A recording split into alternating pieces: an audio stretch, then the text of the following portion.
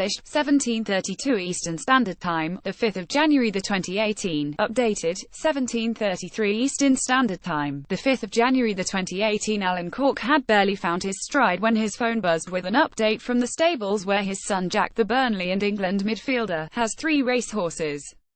Their colt is about to be gelded and Jack's wife Freya is calling with news of a rare souvenir opportunity. "We're getting to keep his nuts," smiled Cork, unable to keep the information to himself. She said, "We're having them dried. He is always happier talking about horses than football. This much he makes clear." Alan Cork looks back on his days as a Wimbledon player ahead of their return to Wembley. His usual approach to the Crazy Gang legend, in fact, offered little hope of nostalgic reflection upon the return of a Wimbledon side to Wembley in the FA Cup third round against Tottenham on Sunday afternoon. When Dave Bassett and Wally Downs asked him to contribute to the book they co-wrote on the subject, Cork declined. "I told them if you want to keep talking about the same old story, fine, but leave me out of it," said Cork.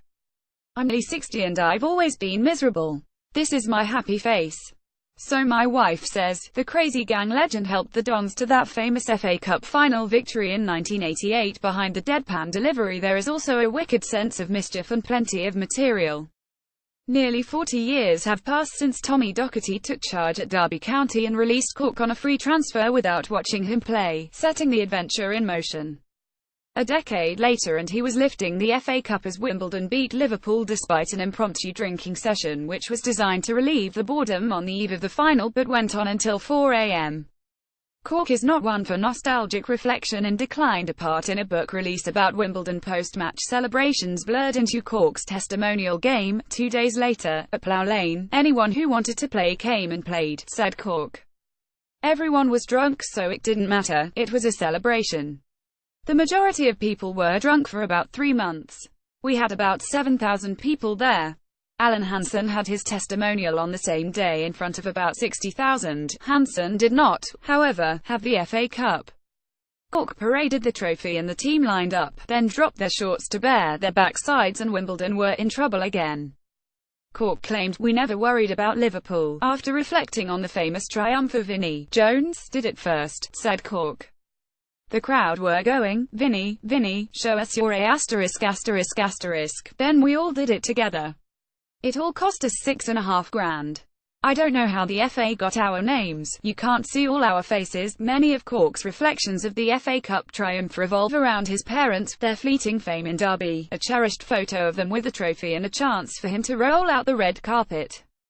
Vic Callum, who won the FA Cup with Sunderland in 1973, once told him how he hired a Rolls-Royce to take his parents to Wembley for the big day.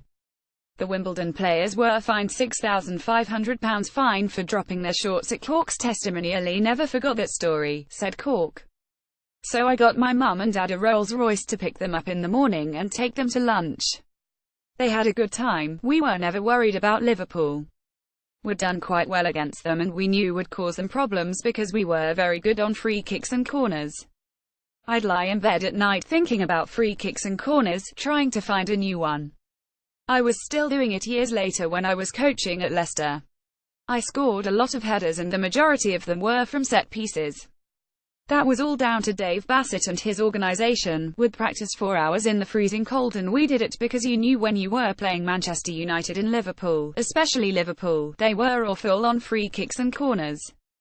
They still are." Bassett, known to his players as Harry, was a midfielder with a reputation as a head case in the Wimbledon team of 1975 which beat top-flight Burnley in the FA Cup and took Leeds to a replay. "He played wearing a big sovereign ring and he'd smash people with it," said Cork. "I'd never seen anything like it. I was at Derby when we arranged the reserve game against Wimbledon because Roy McFarland had done his Achilles and we were getting him fit. In the first minute, Roger Connell smashed him and cut his eye. McFarland's the F*** England centre-half, and Harry's running around kicking all the kids." As a manager, Bassett channeled his aggression, forging teams which love physical contact and refused to pander to football's old order. "We'd have a fight every morning," said Cork. "Harry just let us get on with it. He was very good at man management and he knew how to do business." Cork dared not think about what sort of trouble his teammates would have got into nowadays. If you got a fiver out of him it was a miracle. Glenn Hodges once tossed a coin with him for an extra tenner a week. Harry was delighted when he won. That's how he was. Cork joined Wimbledon in Division 4 on £45 a week in 1978. A third of his weekly income went straight to his landlady. For Dixon, he worked as a decorator in the summer, would win away and get a little envelope with an extra tenner in it, said Cork, and as the money improved there were other costs to factor in. Wage slips came with reductions for the hotel rooms would wrecked. If you weren't first off the bus, you'd have buckets of water chucked at you as you were walking down the hotel corridor. There were beds on the roof, golf clubs floating in the bath, and clothes in the shower with the tap on. You went in with a new pair of jeans and came back with one of the legs missing. When we came back from away games on the train, would stand drinking in the buffet car with the supporters, and then would beat Harry up, strip him and chuck him off at the wrong station. I lost count of the number of times he went home in his pants. Trophies won were known to be jettisoned from travelling trains, too, but the FA Cup was handled with care. Although owner Sam Hammam was rumoured to have made a personal engraving on an unseen part of football's most famous silverware. When Wimbledon turned up at White Hart Lane for the 1988 FA Cup semi-final with 6 players in a minibus and the rest in their cars, a steward refused to believe claims they were the team. Former boss Dave Bassett brought a laid-back approach to the Wimbledon setup. That semi-final against Luton stands out among Cork's fondest memories. Another was a victory at Huddersfield in 1986 to clinch promotion to the top flight 9 years after the club had been elected to the Football League. We went away to Spain telling Harry to give people a chance, said Cork. To be fair, he did. We were top of the first division after 2.5 months. I've still got that clipping in my scrapbook. Wimbledon finished the season in 6th. Sometimes the pranks distracted from the enormity of the achievement. God knows what would have done with the money they get now, said Cork, now 58. Would have been in serious trouble. Jack signed his first pro contract at Chelsea at £600 a week, and I said to him, do you realise when we won the FA Cup at Wembley in front of 100,000 people, I was on £450 a week. He just started laughing. He wasn't even cleaning his own boots. He would often let his players fight with each other and even joined in on some occasions with his England honours. Jack has achieved something his father did not. He's played under 16s, 17s, 18s, 19s, 20s, 21s, the Olympic team and now a full cap, said Cork. There can't be many done that. It's quite an achievement. I doubt if he'll get another one, though. I've told him that. You've got to be honest, haven't you? He has also told his son he will not win the FA Cup and has written off Burnley's chances of making it past Manchester City in the third round. But he added, the way Burnley play works for Jack. He can sit and pass the ball. He runs for miles. They look like the old Wimbledon in the way they work hard and have a laugh. There's a lot to be said for team spirit. No one made more appearances or scored more goals for Wimbledon in the Football League than Cork, but he did not retain a strong connection as the club reformed under its AFC guise after the original club moved to Milton Keynes. While Jones moved into the film industry and John Fashanu and Dennis Wise ended up on reality television, Cork has enjoyed a career in coaching and management and is part of the scouting team at West Bromwich Albion.